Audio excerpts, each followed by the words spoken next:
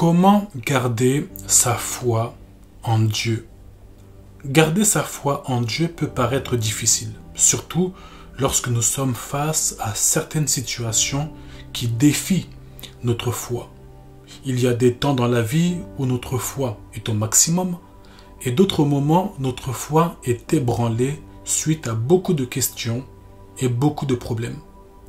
Nous sommes face à des réalités qui nous dépassent, des attentes qui nous mettent en doute et on se dit mais est-ce que Dieu va le faire ou est-ce qu'il ne va pas le faire? Ce qui est certain, c'est que le Seigneur ne ment jamais lorsqu'il fait une promesse. Le Seigneur accomplit toujours ce qu'il dit. Mais le timing de Dieu n'est pas celui des hommes. Le temps de Dieu n'est pas le temps des hommes. Dans ce message, je vais vous aider à garder votre foi en Dieu en vous donnant quelques conseils. Premièrement, il faut avoir des temps de prière. Dans Philippiens chapitre 4, le verset 6, il est dit « Ne vous inquiétez de rien, mais en toute chose, faites connaître vos besoins à Dieu par des prières et des supplications avec des actions de grâce. » La prière est un moyen puissant de rester connecté avec Dieu. Il est important de consacrer du temps chaque jour pour parler avec lui et exprimer ses besoins. Il est important de garder cette intimité proche. Lorsque nous avons cette intimité dans la prière, tout d'abord, ça nous permet de garder le contact avec celui qui est la source de notre foi. Notre foi est basée sur lui. Garder contact avec le Seigneur par la prière maintient notre foi, car prier un Dieu qui est esprit et que nos yeux ne voient pas est déjà un acte de foi. Par contre, celui qui ne prie plus, qui se détache de la prière, est très susceptible de perdre la foi. Il n'a pas de source qui va alimenter sa foi. Voilà pourquoi la plupart des personnes qui arrêtent de prier rentrent facilement dans le doute et dans l'incrédulité. Deuxièmement, il faut méditer la parole de Dieu. Psaume chapitre 119, le verset 105, il est dit « Ta parole est une lampe à mes pieds et une lumière sur mon sentier. » La Bible est la source de vérité et de la force spirituelle. Il faut prendre l'habitude de lire quotidiennement les Écritures, même un court passage, et demander à Dieu de te guider dans leur compréhension. Comprendre les Écritures nous aide dans nos épreuves, car elles nous expliquent certaines réalités qu'une personne étant normale, donc une personne à l'état normal, ne pourra pas comprendre. Par exemple, les Écritures expliquent que les épreuves renforcent notre foi et la fait évoluer. Et avoir une grande foi nous amène à vivre des grandes choses avec Dieu.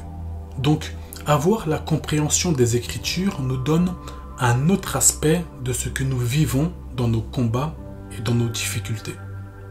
La plupart des personnes qui n'ont pas la connaissance des Écritures ne comprennent pas les choses qu'ils vivent, ni comment Dieu fonctionne avec eux. Ils pensent que Dieu les combat, alors que non. Troisièmement, avoir la foi, même dans les épreuves. Dans 2 Corinthiens chapitre 5, le verset 7, il est dit « Car nous marchons par la foi et non par la vue. » Lorsque la vie devient difficile, souvenez-vous que Dieu est toujours présent, ok? Même si vous ne trouvez pas de solution immédiate. La foi implique de faire confiance à Dieu malgré les circonstances. L'homme a tendance à s'appuyer sur les choses qu'il voit, mais il oublie les choses qui sont invisibles. Ce qui est invisible est plus présent et plus puissant de ce qui est visible. Voilà pourquoi il est important de marcher par l'esprit et non par la vue, car la vue est trompeuse. Je répète, la vue est trompeuse. Les choses que tu vois sont là pour te décourager, pour te dire que ce n'est pas pour toi. Mais la foi dit que tout est possible à celui qui croit et que rien n'est impossible à Dieu. Lorsque tu vois une épreuve se dresser devant toi, toi aussi dresse-toi devant elle en lui disant que ce qui est en toi est plus fort. Quatrièmement, fréquenter une communauté marchant dans la foi. Dans Hébreux chapitre 10, le verset 25, il est dit « N'abandonnons pas notre assemblée comme c'est la coutume de quelques-uns, mais exhortons-nous réciproquement, et cela d'autant plus que vous voyez s'approcher le jour. » Entourez-vous de personnes qui partagent votre foi et qui vous encouragent dans votre marche spirituelle. Une communauté solide peut être une source de soutien et de conseils précieux. Dans ce point, je parle d'une bonne communauté qui va contribuer à l'évolution de ta foi. Malheureusement, il y a des communautés qui nous ramènent vers le bas. Voilà pourquoi l'entourage aussi joue énormément. Un des pièges de Satan pour tourner, ou je dirais toucher votre foi, c'est de mettre de mauvaises personnes dans votre entourage car ils sont plus proches de vous et c'est plus accessible pour eux de vous atteindre. Surtout pour Satan parce que c'est lui qui est à la base de tout ça. Il faut être dans une bonne communauté. Il faut être dans une bonne communauté mais aussi avoir un bon entourage. Donc les personnes avec qui vous sortez, les personnes avec qui vous passez vos journées. Cinquièmement, il faut pratiquer la reconnaissance. Dans 1 Thessaloniciens chapitre 5, le verset 18, il est dit « Rendez grâce en toutes choses, car c'est à votre égard la volonté de Dieu en Jésus-Christ. » Cultivez un esprit de gratitude en remerciant Dieu pour ce que vous avez. Même dans les moments difficiles, essayez de trouver des raisons d'être reconnaissant et cela va renforcer votre foi. Lorsque nous vivons des moments difficiles, ce sont les réactions que nous affichons qui font une grande différence. Lorsque dans ces moments de douleur, vous dites à votre cœur de rendre grâce à Dieu, votre foi se met à grandir. À l'inverse, si vous vous lamentez, vous accusez gauche et droite, au lieu de conditionner votre cœur à avoir la foi dans les moments difficiles, vous poussez votre cœur à trouver des excuses et des raisons. Et cela ne contribue pas à grandir dans la foi. Celui qui grandit dans la foi, ce n'est pas celui qui se défile.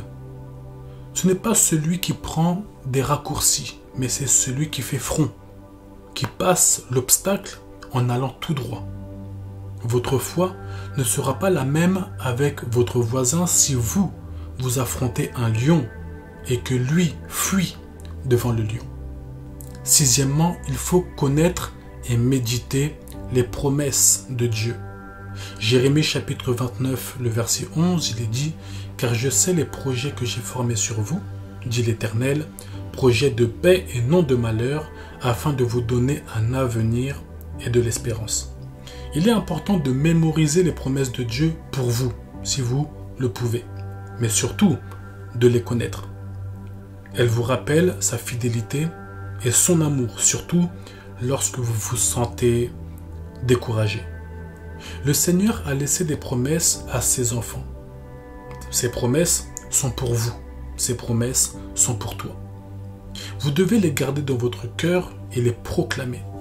Savoir qu'il y a des promesses que le Seigneur nous a laissées renforce notre foi, car on se dit que le Seigneur nous a laissé des promesses de paix et de bonheur.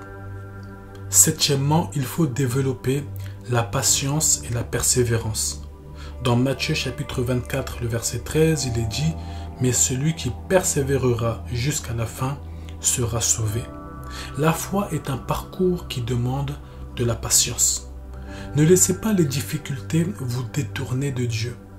Apprenez à persévérer dans la foi, surtout en gardant les yeux sur Jésus, l'auteur et le consommateur de votre foi. Huitièmement, louez Dieu en toutes circonstances. Je sais que ce n'est pas facile pour certains, car la douleur est très grande. Dans Psaume chapitre 34, le premier verset, il est dit « Je bénirai l'Éternel en tout temps, sa louange sera toujours dans ma bouche. » La louange transforme notre cœur. Même dans les moments difficiles, choisissez de louer Dieu. Cela recentre notre attention sur sa grandeur et sur sa bonté. Neuvièmement et Avant-dernier point, confiez vos soucis à Dieu. Dans 1 Pierre chapitre 5, le verset 7, il est dit « Déchargez-vous sur lui de tous vos soucis, car lui-même prend soin de vous. » Ne portez pas seul le poids de vos préoccupations. Déposez-les aux pieds de Dieu et faites confiance à sa provision et à son timing. Vraiment, j'insiste, faites confiance à son timing. Ça peut paraître long pour certains, mais faites confiance à son timing. Car le jour que ça vient, le jour où ça tombe, vous allez vraiment être très heureux et très heureuse. Et dixièmement, cherchez à être obéissant à la volonté de Dieu. Dans Matthieu chapitre 6, le verset 33, il est dit « Cherchez premièrement le royaume et la justice de Dieu, et toutes ces choses vous seront données par-dessus. » Mettez Dieu en priorité dans toutes les décisions de votre vie. Obéir à sa parole, même lorsque c'est difficile, est un signe de foi véritable. Et sur la longue, vous grandissez dans la foi. J'espère que ce message vous a fait du bien. Donc j'ai donné 10 conseils pour garder sa foi en Dieu. Que Dieu vous bénisse.